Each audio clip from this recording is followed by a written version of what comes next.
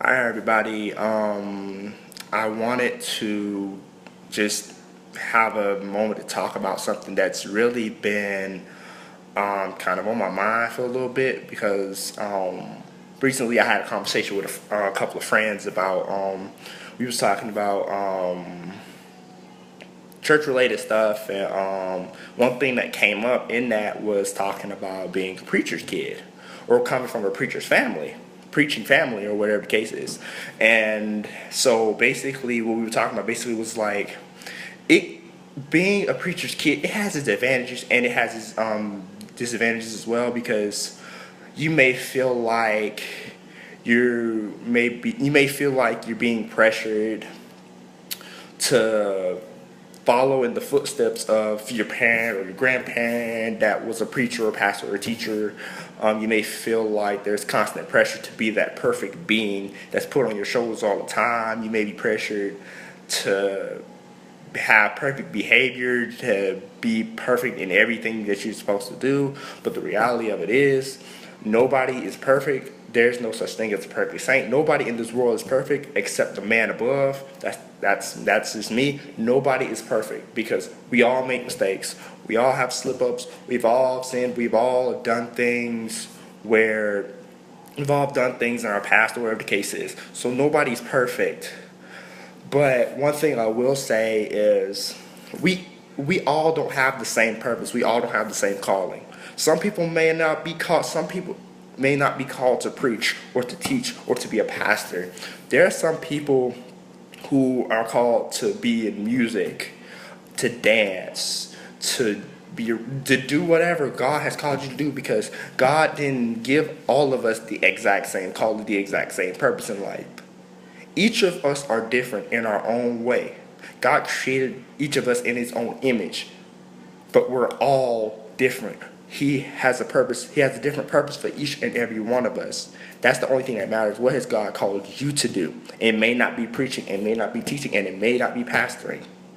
I can speak on experience because my grandfather, God rest his soul, he was my pastor for a while. So with that, for the most part, anytime he traveled somewhere to preach, his family had to go with him. Well, because for one, that's his family, so he would want his family to go, and I get that. And another thing is, like, you may feel like some people are looking at you as if they may tell you that you're supposed to act a certain way or to be a certain way just because you come from a preaching family or you're a preacher's kid per se. But the reality of it is, like I said, nobody's perfect. I mean, I'm a preacher's kid myself. My mom's a preacher. My mom's an elder, actually, and my grandfather, like I said, was pastor. My grandma's an elder as well. She was first lady when my grandfather was pastor. So I know exactly how it feels to have that. Just feel like there's a lot of pressure on you to be a perfect being or whatever the case is. But the reality is, God doesn't. God loves each of us all just the way we are. And he created us all, for each of us, for a different specific purpose. Each of us have a different specific purpose in life. And it's up to you to walk into that purpose, whatever that purpose may be. It could be to preach, it could be to teach, it could be to pastor, or to play music, or to dance, or whatever the case is. So, and another thing about being a preacher's kid is that there's always this misconception that if you meet somebody or you like become friends with somebody and you tell them about yourself or something, and you tell them that you come from a preaching family, or your parent or parents are preachers or pastors, or your grandfather or whatever the case is a pastor or something, you may think that they're looking at you as if you should be expected to have this goody two shoes behavior, to be this perfect behavior outside of the church, whether it be in school, at work, or whatever the case is. I'm human just like anybody else. Even though I'm a preacher's kid, I'm human just like everybody else that may go through. Like, I'm not higher than anybody. I'm not better than anybody just because I'm a preacher's kid. I don't see myself that way because I'm a man of God, but I'm also human. So I make mistakes. I'm not perfect. I've slipped up sometimes too, and I'm not ashamed to say that I'm not perfect because nobody is. And another misconception could be that, like, of course, you were raised in the church. Grew up in the church. You're raised in the church. That's how I was. I grew up in the church when I was born. Always went to church, especially when I was younger. Always going to church. Always going to church every Sunday. Back then it was every Sunday, every Tuesday, every Thursday. Just to go to church, Bible study, Sunday morning service, Sunday evening service, or like Sunday afternoon service to go to another church, just in case if your pastor, which in my case was my grandfather, had to go preach somewhere, or if my mom had to go preach somewhere, I went with her, or anybody in the family had to go preach somewhere. Anybody in my family that's a preacher that had to go somewhere to preach, other members of the family had to go. And you may feel like you're being told that you have to follow in that footstep. You have to become a preacher just like everybody else. When that's not necessarily the case, the big thing is it's all about what God has called you to do. And that's what's important, really. What has God called you to do? God may have called you to do something else that's not related to preaching or teaching or pastoring. Could be a minister of music, minister of dance, sound engineering at the church, usher, deacon, anything else, whatever it is that he may have called you to do. It's all about what he's called you to do, honestly, because it's not, you wouldn't necessarily have to follow in those footsteps unless God has called you to be a preacher or a teacher or a pastor, because those can be some big shoes to fill. And speaking from experience, my family, those would be some big shoes to follow for me, because my grandfather was a wonderful pastor, no doubt about it. One of the greatest pastors, not the greatest pastor I was under for a very long time. And I'm not just saying that because of my grandfather. I'm saying that because it's true. And anybody who was under my granddaddy can attest to that. And I mean, those can be some big shoes to follow, big shoes to wear, because it's a big role to play, because you're like a role model for other people. So you would have to be that one to set that standard, per se, or to be that guy that they could come to if they have any questions or whatever the case is. But it's a difference between being that role model, that positive role model that they want to look at, and just being the head man, because there are some people these days who want to be a pastor or whatever the case is, but they don't want the responsibility that comes with the title. They don't want the responsibility that comes with the title.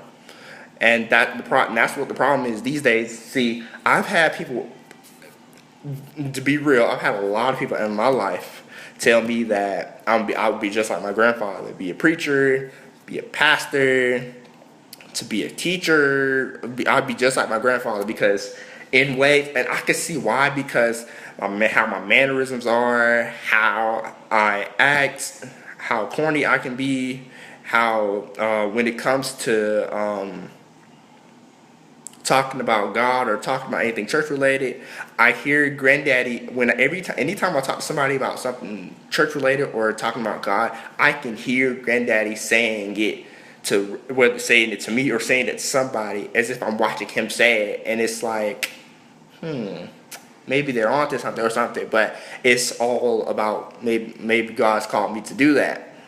And with that, I can be, sometimes I'm a little stubborn sometimes, so it's like it can be it can be a little hard, but it's just step by step, really step by step. And I'm sure that's probably more than likely that's what God has called me to do, as well as being in music, being music ministry, being in music, because of passion, and I wouldn't trade it for the world, because that's how much I loved it. I've been playing for a very long time. I've been playing music for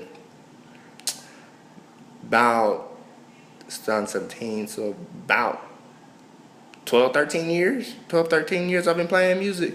So, and I come from a music family as well. Either we sing or play an instrument or both. So it's like, not only do I have family members that preach, I also have family members that can sing or play an instrument or do a combination of both or all three, like my grandfather was. So it can be some hard shoes to fill if you were called to be a preacher or whatever, and you had somebody who was a preacher before you, and you were expected to be that next person to step up and take over as, for instance, next pastor of the church. So, well, I just wanted to say that being the preacher's kid, it's not bad. I mean, it has its advantages and it can have its disadvantages as far as misconceptions and misperceptions are concerned. But overall, it's about what has God called you to do. What does God want you to do?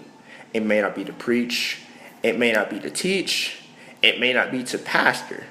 It can be whatever God has called you to do. That's what's important, and that's what you should be focused on, really. What has God called you to do? If God's called you to do something, He wants you to do something, you should follow it, because He created you on this earth for a specific purpose, for a specific reason. To everything there's a season, a time, and a purpose.